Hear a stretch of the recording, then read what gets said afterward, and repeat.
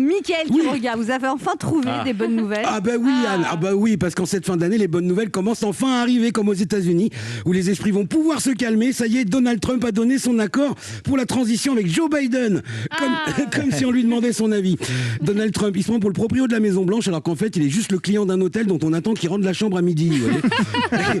Non, parce qu'il y a un papy qui a réservé derrière et qui attend la piole. À propos de président, tiens, bon, le nôtre a parlé avant-hier pour le plus grand plaisir des joggers, par exemple, qui vont pouvoir enfin s'éloigner de chez eux et dépasser les 1 km. Bon, Anne, elle s'en fout, elle n'en a pas l'usage. Mais Je cours plus. Ah ben, Non, parce que quand faites une mise à je jour, fais Mickaël. 18 minutes, Oui. c'est 2 km. Bien sûr. 9 km. 2 km. Ça fait 9 minutes le kilomètre, c'est bien. Waouh. C'est un TER. Elle s'arrête à chaque banc.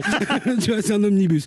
Alors, on va aussi pouvoir célébrer les fêtes de Noël en famille. Attention, le président a dit célébrer. Oui, faire la fête, non. Le problème, c'est qu'un dîner en famille, si on fait pas la fête, c'est un dîner en famille. C'est justement pour ça qu'on a inventé la fête, pour supporter les dîners en famille. Et puis surtout, cette année, ça y est, enfin, il arrive, il est en route. Il sera bientôt là dans tous les foyers, pour les grands et les petits, pour les jeunes et les vieux, avec son lot de surprises. Qui ça, le Père Noël? Non, le vaccin.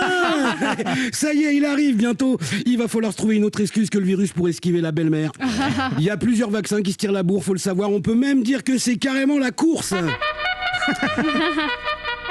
Mais ça y est, les vaccins sont sous les ordres pour le grand prix de l'homologation et s'apprêtent à prendre le départ. C'est une course de yearling puisque tous les concurrents sont nés cette année. Et ça y est, ils sont partis avec un départ entre ombre de Pfizer-BioNTech avec 90% d'efficacité annoncée, suivi d'AstraZeneca, le vaccin anglais qui se rapproche du groupe de tête avec 70% d'efficacité, alors qu'on assiste à une chute. Coronavac, le vaccin chinois qui vient de chuter dans le dernier virage, et c'est Moderna, le vaccin américain, qui tient toujours la tête avec 94,5% d'efficacité. Mais voilà que surgit Sputnik, le vaccin russe, qui effectue une remontée surprise avec une efficacité annoncée à 95%. Attention à la corde, l'arrivée d'un outsider inattendu qui a déjà gagné quelques courses et qui n'était pas censé courir aujourd'hui, mais qu'il n'est pas rare de retrouver dans le sillage des participants le fameux effet secondaire. Mais ça y est, les vaccins ont franchi la ligne. Je vous donne l'ordre d'arrivée.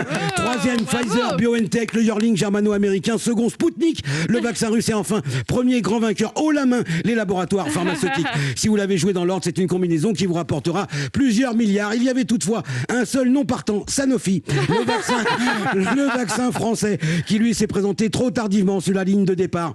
Voilà, c'était Mickaël Quiroga en direct de la foire d'Empoigne. À vous, les studios.